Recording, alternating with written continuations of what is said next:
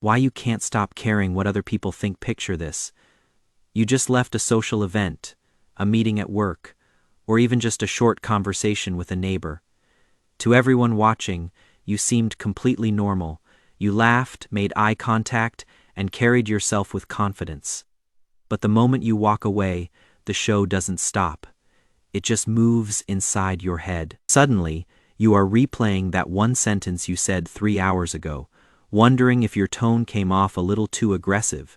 You are dissecting the way a colleague glanced at you when you walked into the room, completely convinced they were judging your outfit or your silence. You check your phone for the 5th time in 10 minutes, waiting for a text or a like, and feel that sharp, sinking anxiety when nothing's there. You want to stop. You tell yourself it doesn't matter, that people are way too busy living their own lives to focus on yours. But you just can't. This is the quiet, exhausting reality of being a chronic people pleaser and social overthinker. Today, we're going to uncover exactly why your brain won't let you stop caring what other people think. And if you are someone who feels like your self-worth is held hostage by the opinions of others, I need you to know this. You are not broken. You are actually running an ancient, highly effective survival program that was designed to keep you alive. Let's get real about the most frustrating part of this whole experience. The gap between what you know and what you feel. Logically, you know you are a capable adult. You know one person's opinion shouldn't have the power to ruin your entire week. But emotionally, it feels like a physical threat. Psychologists call this social pain. And here is the wild part. Lab studies show that your brain literally does not distinguish between social rejection and physical injury. When someone leaves you on read or shoots you a critical look, the same brain regions light up as if you'd just been punched in the gut. This is not a metaphor. It is cold, hard neuroscience. To your brain, being liked isn't a luxury, it is a safety requirement. Most of us assume that caring too much about others is a sign of weakness or low self-esteem. But the truth is way more complex. Your brain is a tribal organ. For over 99% of human history, getting rejected by the group didn't just mean a lonely Friday night. It meant death. If the tribe cast you out, you couldn't hunt, you couldn't stay warm, and you wouldn't survive the night. So your brain learned a simple rule: the opinions of others are the most critical data points in your environment. Now, let's dig into the science of why this alarm system is cranked up so loud in some people. Deep inside your brain sits a region called the anterior cingulate cortex. Think of it as your brain's built-in conflict detector. Its entire job is to scan your surroundings for anything that might threaten your social standing. In people who struggle with overcaring, this region becomes highly sensitized. It is like having a smoke detector that shrieks every time someone in the next room lights a candle. Every ambiguous text, every brief pause in conversation, every unreturned smile gets registered as a 5-alarm fire. Back in the day, this alarm would trigger a response to fix the problem fast. But here in the modern world, we're connected to thousands of people through screens, and the alarm never shuts off.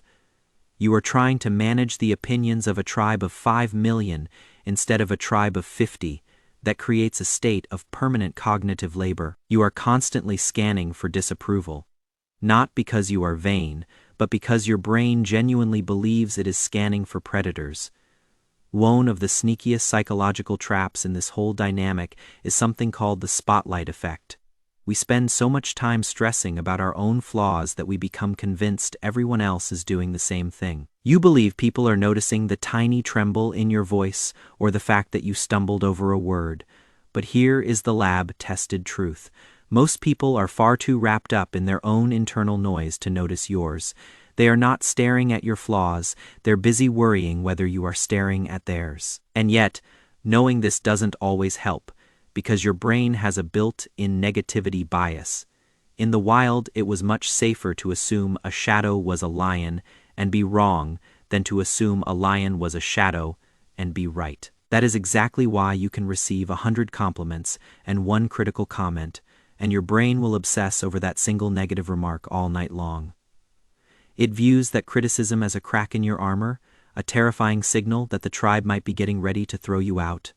This brings us to the heavy cost of wearing the mask. When you care way too much what others think, you start living life as a series of performances. You become an expert at reading the room in shape, shifting your personality to match whatever you think people want. Now, this isn't being fake, it is a sophisticated defense mechanism called social masking. You are fulfilling a social contract to keep things smooth. But here is the problem. When you are always performing, you never feel truly seen.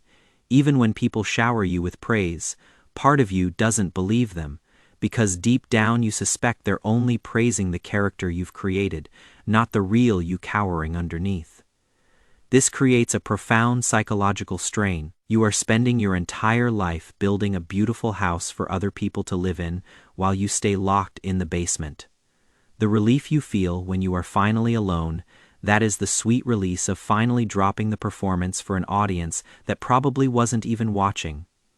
We also have to talk about how your upbringing wired this survival strategy into you. Many people who can't stop caring grew up in environments where love felt conditional. Maybe you had a parent who only looked proud when you brought home an achievement, or someone who used silence and emotional withdrawal as punishment.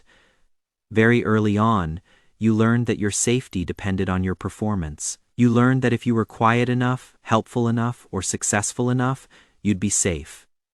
You weren't being trained to be a person, you were being trained to be a human barometer for other people's moods. You built that mask to survive your childhood, and guess what? It worked. It got you through. But now, as an adult, that exact same mask is what is keeping you from having real, deep relationships.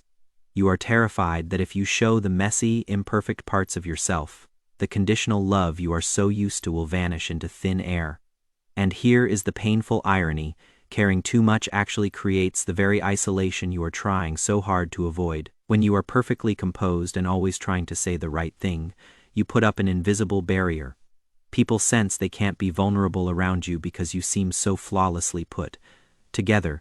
True intimacy demands the risk of being judged. It requires you to say, "I am struggling," or "I am not sure," and trust that the other person won't walk away. By trying to shield yourself from judgment, you are also shielding yourself from being loved. You are living in a fortress that has slowly turned into a prison. But here is the secret we live by at the Simple Psych Lab. Your brain can be retrained.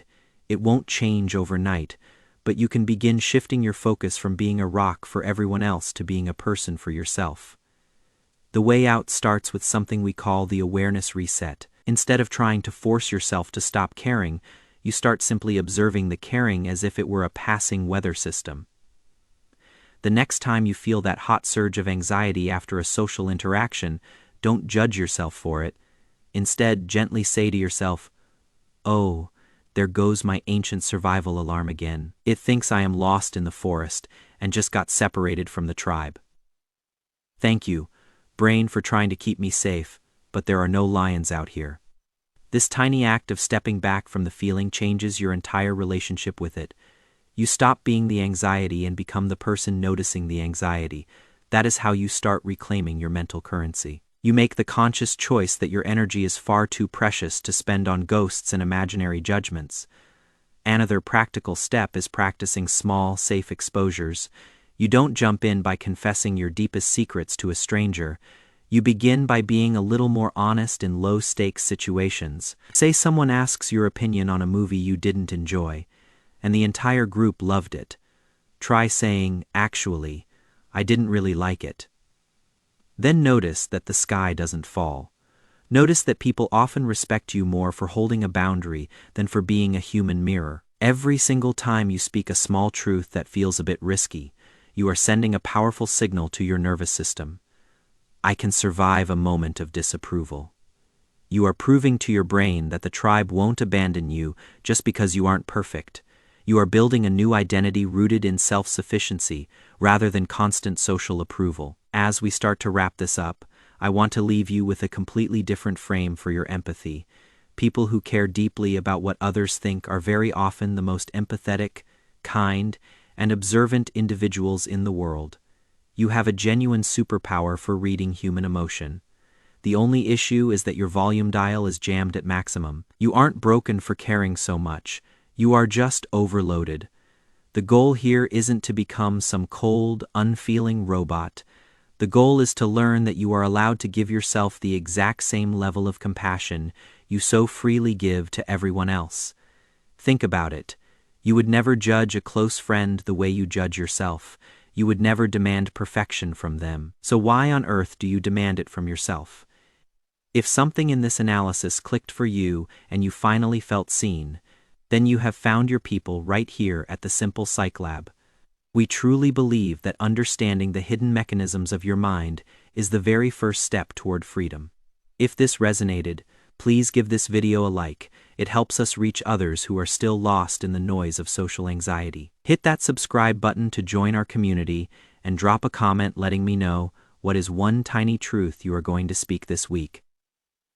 Sharing it here is a safe, powerful first step toward dropping the mask. Thank you for your time, for your courage, and for being kind to your mind. Until next time, remember that you are enough exactly as you are, even without an audience cheering to approve of it.